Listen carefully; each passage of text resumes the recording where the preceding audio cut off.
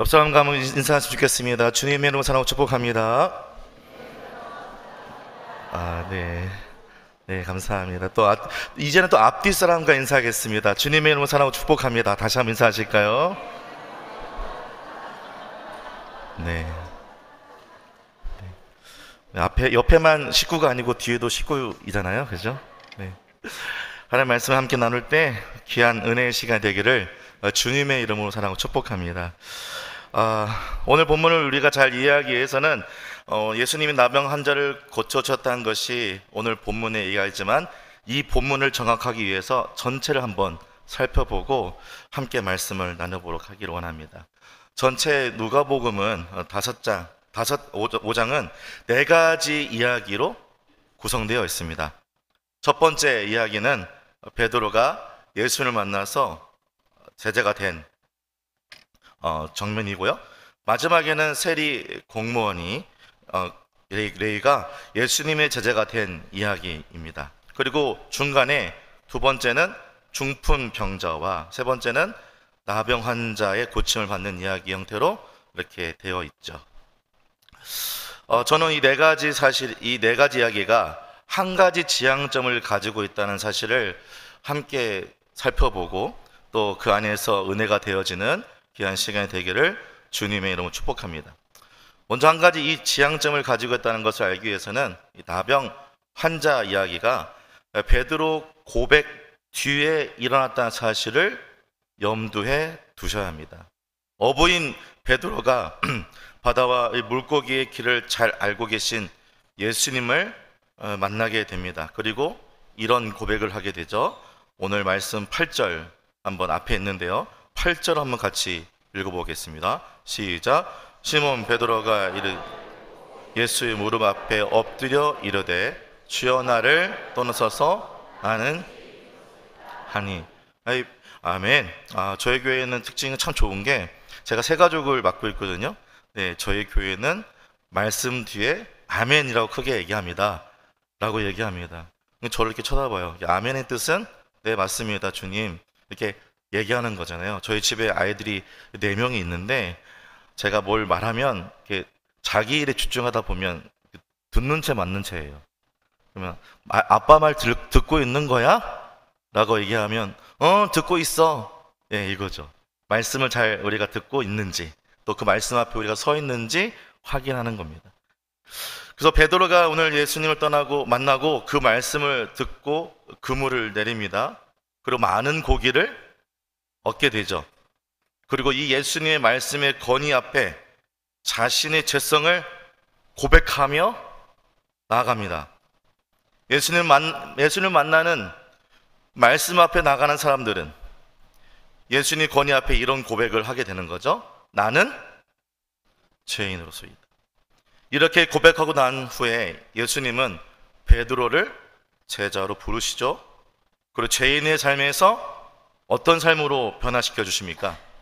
제자의 삶으로 삶의 치유가 일어나게 됩니다. 어디에 집중하고 있는가? 자기 삶이 어디에 집중하고 있어서 베드로가 어부에 그 삶의 모든 걸 집중하고 있는데 11절에 보면 이렇게 표현하고 있어요. 모든 것을 버려두고. 그리고 이후에 누가는 나병 환자의 이야기를 베드로의 고백 뒤에 전개합니다.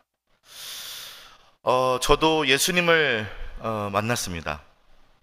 23살 때 신학교 다닐 때 예수님을 그때 만났어요.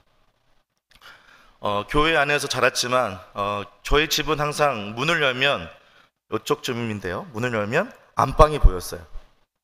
그리고 반대쪽은 목사님 당회실로 들어가는 길이었어요. 누워있으면 항상 수요 예배의 말씀이 어떤 말씀이 전해지고 있는지 듣게 되고 또 목사님이 여기서 기도하고 있으면 목사님 기도 소리도 들릴 때도 있었습니다. 금요 기도회, 수요 기도회, 또 무슨 예배가 또 있죠? 예? 새벽 예배. 새벽 예배 많이 나오시길 바랍니다. 새벽 예배도 있고 또 무슨 예배가 있습니까? 예, 금요 기도회, 또 주일 1부, 2부, 3부, 주일 오후 예배 이렇게 있죠. 예배가 설교를 듣고 있으면 저도 듣고 있으니까 예수님을 만나야 되는데 제 생각에는 이슬비 젖듯이 예수님을 알아가는 시간이었던 것 같아요. 그런데 23살 되던 때에 드디어 다른 교회, 제가 다니는 교회에서 예수님을 만나게 됩니다. 예수님 만나니까 어떻게 되냐면요, 제 삶에 잘못된 죄성들이 이렇게 파노라마식으로 이렇게 지나가게 되더라고요. 막 쫙 지나가요.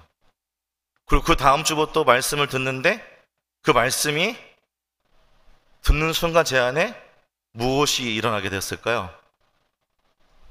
청천교회 성도님은 센스가 있을 것 같은데 회개가 일어납니다. 회개가 막 일어나요. 그래서 목사님 혹시 내 삶을 이렇게 다른 사람을 통해서 듣고 있는 건 아닌가, 그런 오해가 있을 정도로 제가 이번 주에 지었던 죄들을 매주마다 하나님께서 드러내시더라고요. 제 삶의 치유가 조금씩 일어나게 되었던 것이죠. 이후에 누가는 나병 환자의 그런 속에서 저는 처음으로 이제 사역을 하러 나가게 됩니다. 초년생 전도사 때 예수님을 전하면서 애들한테 이렇게 얘기합니다. 예수님 만나면 무엇이 일어난다고요? 회개가 일어난다. 진짜 예수님을 믿는 거야. 진짜 회개가 있어야 돼. 이렇게 얘기하면서 아이들한테 첫 부인 설교 때 이렇게 얘기해요. 매일 회개가 없으면 진짜 예수님을 만난 거라고, 진짜 예수님을 만나지 않는 거라고 얘기했어요. 매일 회개가 없으면. 그러면서 통성 기도를 아이들한테 자기 죄를 고백하도록 요청하기 시작합니다.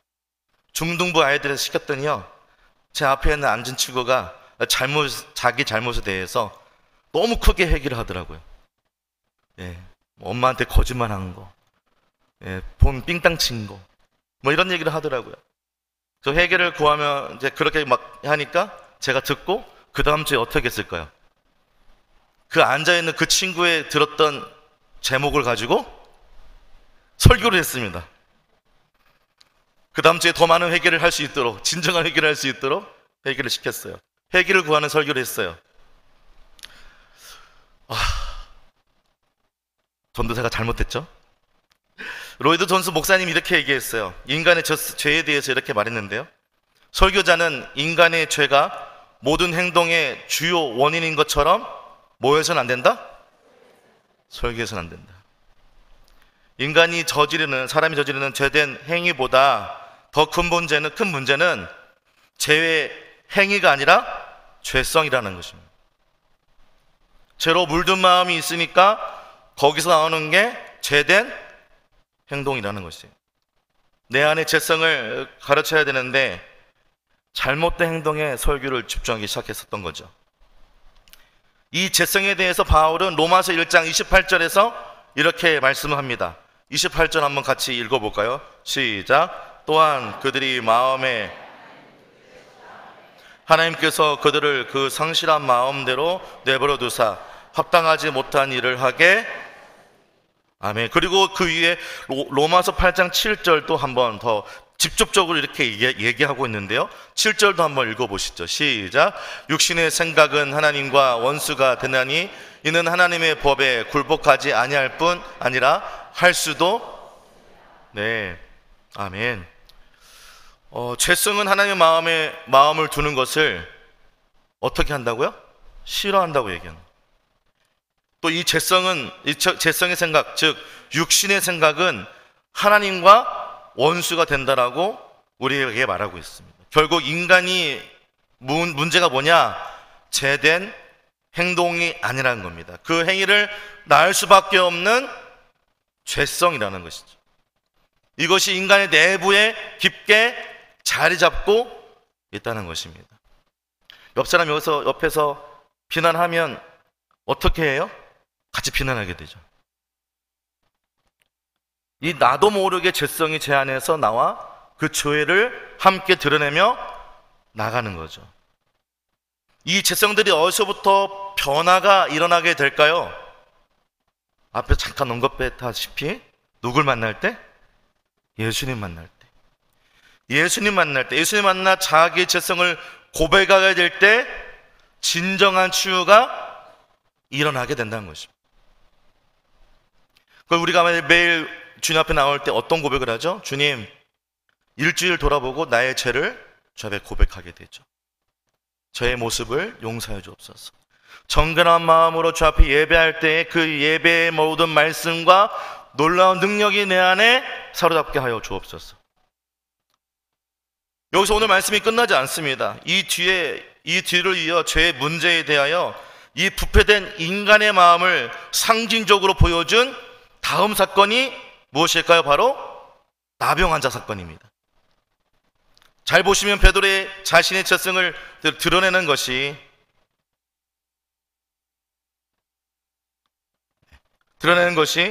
우리 가운데 드러나는 것과 나병 환자가 이야기를 전혀 다른 얘기가 아니라는 것입니다.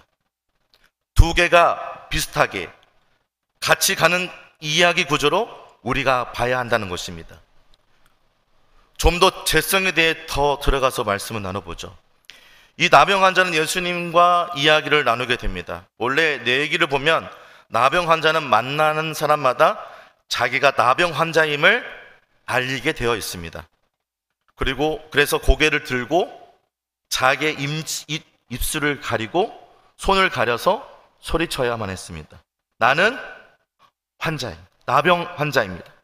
나는 부정합니다. 나는 부정합니다. 나는 부정합니다. 3번 소리를 쳐야 했죠. 이 행동이 공동체를 지키는 방법이었습니다. 그래서 나병의 부정함이 전염되지 않게 자신이 나병 환자라는 것을 밝혀야만 했습니다. 그리고 이런 이유로 공동체에서 벗어나 살아야 되는 것이죠. 이들은 일반인과 함께 살 수 없습니다. 이게 법입니다. 제가 알기로는 인천에도 이런 동네가 있다고 얘기를 들었습니다. 어디 있나요? 인천에도 그런 곳이 있는데 익산에도 있습니다. 익산에도 왕궁이라는 곳이 있고 군산에도 또 소록도에도 그런 곳이 있죠. 그런데 성경에 재미난 부분이 나오는데 오늘 본문 5장 12절인데요. 제가 한번 읽어드리겠습니다. 예수께서 한 동네에 계실 때에 온몸에 나병 들린 사람이 있어 예수를 보고 엎드려 구하여 이르되 주여 원하시면 나를 깨끗하게 하실 수 있나이다 하니, 이 나병 환자가 예수께로 왔다는 얘기는 없어요. 어디서 왔다는 얘기는 없고 그저 예수님이 그 마을에 들어가니까 거기 있었다고 표현을 합니다. 잘 보시면 죄로 물든 모든 영혼들에게 예수님은 함께한다는 사실 우리에게 말씀하고 있어요. 그러면서 이 나병 환자가 예수님과 대화를 하게 되죠. 그럼 먼저 예수님을 보자마자 엎드려 이렇게 말합니다. 주님, 원하시면 저를 깨끗하게 할 수 있습니다. 그러자 예수님은 그의 몸에 물 만지시고 이렇게 말씀합니다. 13절에 예수께서 손을 내밀어 그에게 대시며 이르되 내가 원하노니 깨끗함을 받아라 하신데 나병이 곧 어떻게 해요? 떠나니라. 내가 원하노니 깨끗하게 되라고 말씀합니다. 여기서 중요한 포인트는 내가 원하노니 깨끗해져라 말씀입니다. 내가 원한다. 깨끗해져라. 예수님을 통해서 나병의 치유함이 일어나게 되죠.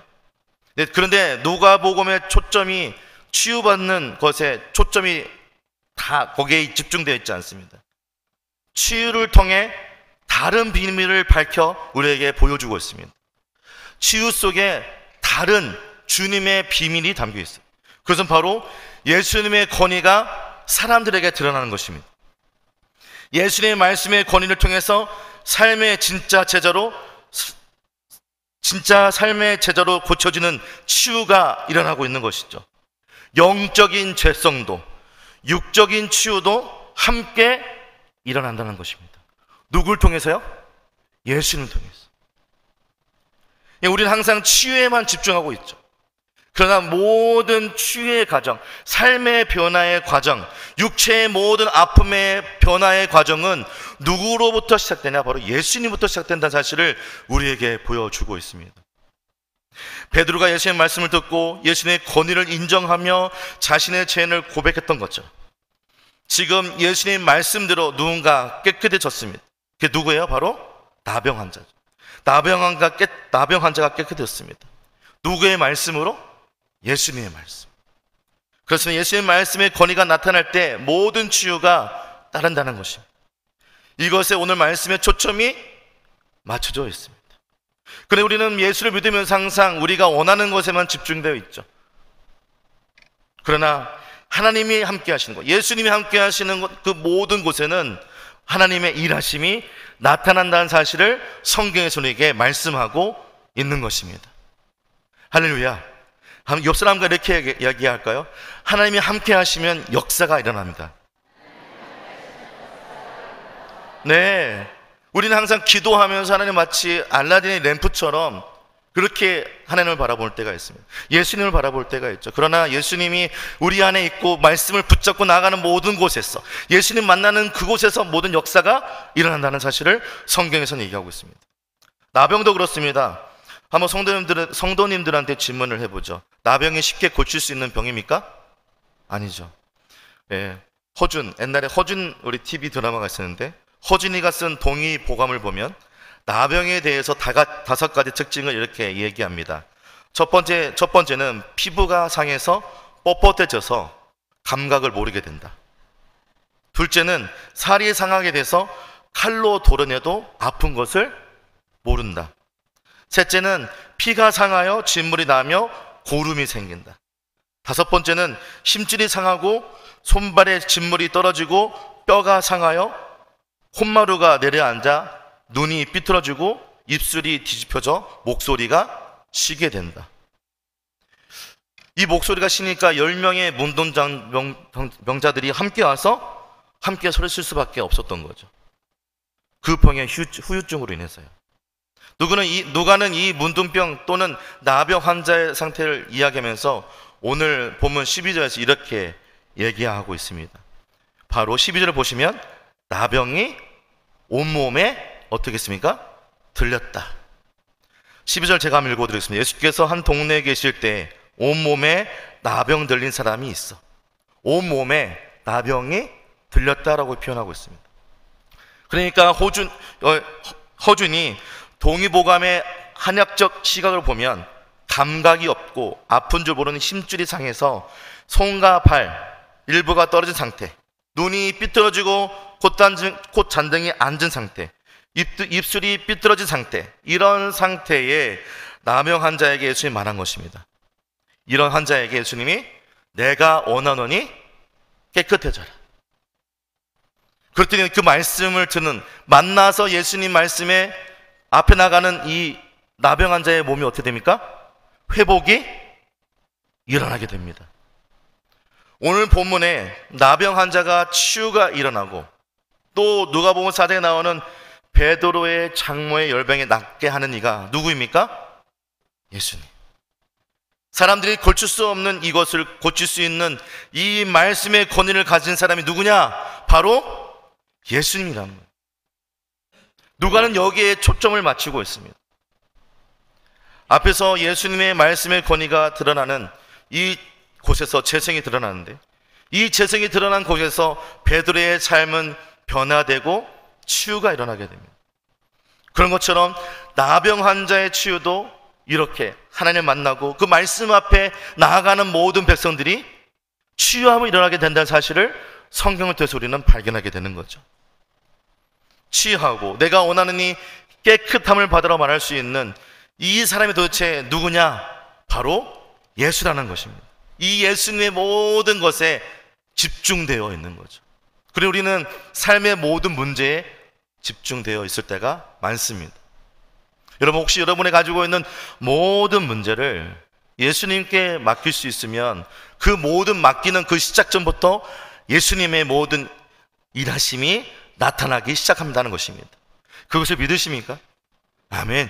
예수님 주님 앞에 나와 모든 문제를 주 앞에 내어놓고 나아가는 그 모든 순간 속에서 예수님의 놀라운 역사하심이 그 모든 믿는 속에서 일어난다는 것이죠.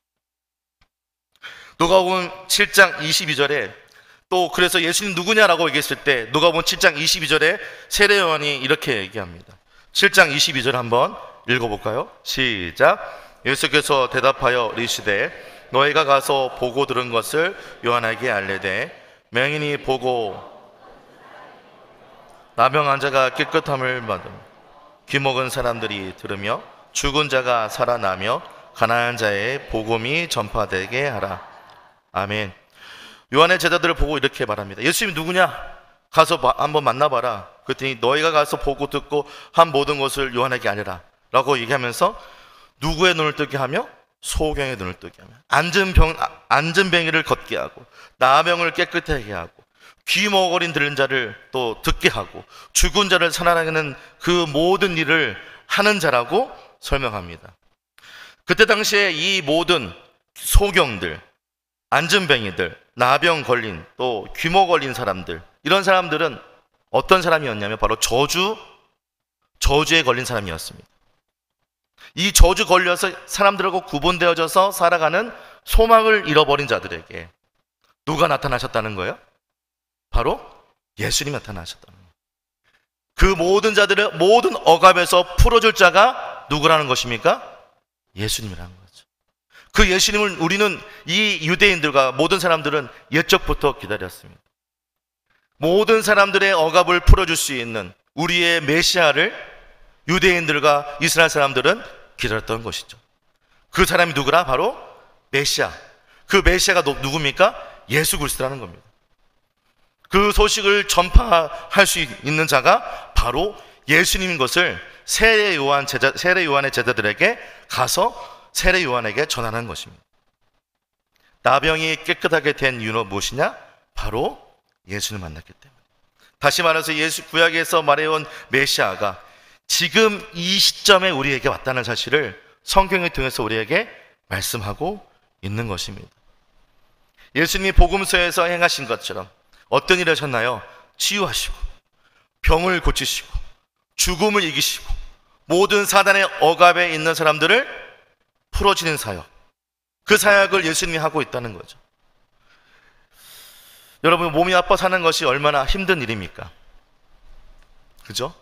병을 앓다가 죽음을 맞이하는 것이 가족에게 얼마나 힘든 일입니까? 또 사별하고 어머니를 병으로 잃고 자식을 병으로 잃는다는 것이 인간에게 얼마나 큰 슬픔입니까? 그런데 예수님께서는 질병과 죽음, 사단의 억압이라는 이 인류가 가지고 있는 문제들을 예수님이 해결해 주신다는 것을 우리에게 보여주고 계신 것이죠. 귀머거린 자들, 또 안진뱅이들, 또 죽은 자들, 그 모든 자들에게 하나님은 소망이 되신다고, 예수님은 소망이 되신다는 사실을 우리에게 말씀하고 있다는 것입니다. 그러나 우리는 지금 이 세상을 살아가면서 물질 만능주의에 살아가 보니 예수님을 우리가 알기를 원치 않을 때가 많습니다. 자기가 원하는 설교를 유튜브를 통해서 들을 수 있어서 예수님보다는 내 마음을 위로할 수 있고 내 상황의 문제를 해결할 수 있는 거에만 집중하며 살아가고 있다는 것입니다. 치유만 원하고 있다는 거죠. 치유해서 우리 삶이 평강을 이루는 거에만 집중해 있다는 것입니다. 그러나 예수님은 우리에게 말씀하시기를 치유에 집중하는 것보다 그 뒤에 이 치유를 근본적으로 해결할 수 있는 분은 누구냐? 이것을 우리에게 누가를 통해서 설명해 주고 있는 것입니다. 가정에 예수님의 놀라운 은혜가 있기를 주님의 이름으로 축복합니다. 직장 안에 예수 그리스도가 함께하기를 주님의 이름으로 축복합니다. 우리가 있는 모든 학업, 우리 자녀들의 학업에 위해 예수 그리스도가 함께하기를 주님의 이름으로 축복합니다. 그분만이 우리의 모든 것들을 해결해 줄 수 있다는 사실을 성경을 통해서 우리에게 말씀하고 있는 것이죠. 그 죄와 모든 억압과 결박, 모든 슬픔 안에서 예수 그리스도가 해결자가 되신다, 이 사실을 우리에게 말씀해 주고 있는 것입니다. 더 놀라운 것은 나병에 대한 치료의 이야기입니다. 성경은 언제든지 나병의 치유에 대해서 나았다라는 힐링이라는 말을 쓰지 않습니다. 성경은 언제든지 깨끗해졌다는 단어를 씁니다. 어떤 단어를 썼다고요? 깨끗해졌다. 누가복음 전체에 나병에 대한 언급이 4번 나옵니다. 누가복음 4장에 나만 장군의 얘기를 시작해서 누가복음 17장에 10병의 나병 환자의 이야기까지 나오는데 공통점은 뭐냐? 치유받았다고 안 하고 깨끗해졌다고 얘기합니다. 뭐라고요? 깨끗해졌다. 그래요. 왜 나병은 깨끗해졌다는 말을 썼을까요? 그것은 나병이 갖고 있는 상징성 때문입니다. 이 나병의 상징성은 죄입니다. 나병은 살아있는 죽음이었어요. 살아는 있지만 모든 것에부터 제거되어져야 되만 사는 것이었습니다. 살아있지만 살아서 숨 쉬고 있지만 사실은 죽은 것입니다. 개인적으로 죽었고 사회적으로 죽었고 모든 면에서 자신을 죽이는 병, 그것이 바로 나병이었습니다. 오늘 본문은 우리에게 말씀하고 있습니다. 우리가 갖고 있는 모든 죄의 문제, 너의 심령, 또 나의 심령, 우리의 심령의 깊은 곳에 죄를 짓게 하는 인간의 죄성을 지고 있다. 이걸 해결할 수 있는 분이 누구냐? 바로 예수님밖에 없다. 이것을 바로 이 네 가지의 얘기를 들어 우리에게 말씀하고 있는 거죠. 그 놀라운 그 예수님의 십자가의 능력이 우리 안에 들어오게 될 때 진정한 회복이 일어나고 하나님 나라가 우리 가운데 임하게 된다는 사실을 우리에게 선포하고 있는 것입니다. 제가 예수 그리스도를 만나고 한 그 유튜브 영상을 본 적이 있었습니다. 그 영상에서 우리가 알고 있는 김중곤이라는 CCC 총재가 100개의 질문과 100개의 답을 제시하는 영상을 보았습니다. 근데 제가 그 유튜브를 보면서 제 안에 제 마음을 다시 한번 다잡게 되었습니다. 제가 질문을 드리면 여러분들은 그냥 예수 그리스도만 외치면 됩니다. 하실 수 있겠습니까? 그렇게 해서는 좀 안 되는데. 제가 질문하면 여러분 크게 답에는 예수 그리스도라는 말을 하실 수 있겠습니까? 네, 제가 질문하겠습니다. 이 땅의 모든 교회가 무릎 꿇어야 하는 분은 누구입니까? 이 땅의 모든 통치자가 두려워해야 할 분은 누구입니까? 모든 민족을 품으시고 계신 분은 누구입니까? 모든 교회의 머리 되신 분은 누구입니까? 내가 알기 원하는 분은 누구입니까? 내가 더 알기 원하는 분은 누구입니까? 내가 평생 알아가기 원하는 분은 누구입니까? 나를 가장 알고 싶어하는 분은 누구입니까? 나를 가장 잘 알고 계시는 분은 누구입니까? 마지막입니다. 100개 해야 되는데 죄송합니다. 절대 잊지 말아야 할 이름은 누구입니까? 우리의 모든 인생의 문제의 질문을 예수 그리스도로 대변하고 있더라고요. 사랑하는 성도 여러분, 여러 가지 문제들이 우리 가운데 산적해 계십니까? 그러면 여러분 기도의 내용은 어떻습니까? 치유에만 집중하고 계십니까? 그 치유를 하시는 모든 것들을 다스리시고 우리를 모든 근본에서 해결케 하시는 예수 그리스도를 보고 계십니까? 우리의 기도의 시작은 예수님 앞에 나아가 예수님 앞에 먼저 우리의 죄된 이 본성을 드러내고 주님, 내 인생의 답이 되어 주시옵소서. 이렇게 고백하는 삶이 되기를 주님으로 축복합니다. 그렇게 고백하며 나갈 때 어떤 일이 나옵니까? 나병 환자가 나중에 뒤에 보면 15절에 이렇게 얘기합니다. 한번 같이 15절 말씀 한번 읽어보도록 하겠습니다. 누가복음 5장 15절입니다. 같이 한번 읽어보실까요? 시작.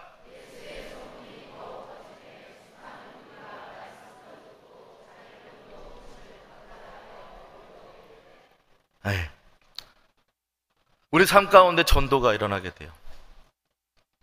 우리의 삶이 예수로 시작되는 모든 삶, 예수로 인해서 치유받는 삶, 예수로 인해서 내 삶이 정돈되는 삶은 전도가 일어나게 됩니다. 전도가 뭐냐? 내 속에 문둥병이 죽은 거예요. 전도가 뭐냐? 내 삶에 더럽게 하는 그 죄악의 문둥병이 예수를 만나서 변화된 것입니다. 내 속의 죄성이 그리스도를 만나 속죄함을 얻고 내 안에 회복이 일어난 사건, 그것을 말하는 것이 전도입니다. 이것은 억지로 하는 것이 아닙니다. 이건 내가 하는 것이, 내가 해야겠다는 의무감에서 나오는 것이 아닙니다. 내 손이 나왔고 내 삶이 나왔어. 이것을 보여주고 싶은 거예요. 예수님 때문에 내가 나왔어. 내 만족을 누리는 것에 사람들한테 얘기하는 것이 아니라, 이제 곧 있으면 9월부터 사랑방이 시작될 텐데, 거기서 내가 잘남을 얘기하는 것이 아니라, 예수님이 내 삶을 이렇게 인도하셨고, 이렇게 예수님 나의 삶을 이렇게 낫게 하셨어, 이렇게 보여주는 것이 바로 전도라는 것입니다. 내가 죄악의 삶을, 숨겨진 죄악을 짓고 살았는데, 내가 예수를 만나서 그 죄를 해결하고, 내가 더 이상 그 죄 속에 머무르지 않고 싸우고 죄와 싸우고 있다는 그 사실을 다른 사람에게 보여주며, 내가 예수님과 함께하고 있다는 사실을 보여주는 게 바로 전도라는 것입니다. 여러분 삶 가운데 예수님이 충만하기를 주님으로 축복합니다. 그렇게 되면 어떤 일이 일어나게 돼요? 내 삶을 보여주게 되어 있어요. 드러내게 되어 있어요. 그러면 내 삶 속에 내 안에 계신 내 문제를 해결하신 예수님이 드러나게 되었다고 성경에서는 얘기하고 있습니다. 나의 원초적인 그 모든 근본을 해결하신 분은 예수님. 나의 죄성을 해결하시고 나에게 새 생명 주시는 이가 누구냐? 예수님. 그 예수님이 삶 가운데 선포되어지고 전달되어진다는 겁니다. 치유하심 속의 비밀. 여러분의 치유하심 속에 어떤 마음들이 있으신가요? 다시 한번 점검해 보시고, 모든 답의 근원은 예수님인지를 믿고 나아가는 저와 여러분이 되기를 주님의 이름으로 축복합니다. 옆 사람과 다시 한번 이렇게 얘기했습니다. 예수님이 답입니다. 네, 맞습니다. 예수님이 답입니다. 예. 예수님이 답입니다. 그 예수님 안에서 모든 질문의 답이 있고, 그 예수님 안에서 여러분들이 참 평안과 소망이 있는 줄 믿고 나아가는 저와 여러분의 삶이 되기를 주님의 이름으로 축복합니다.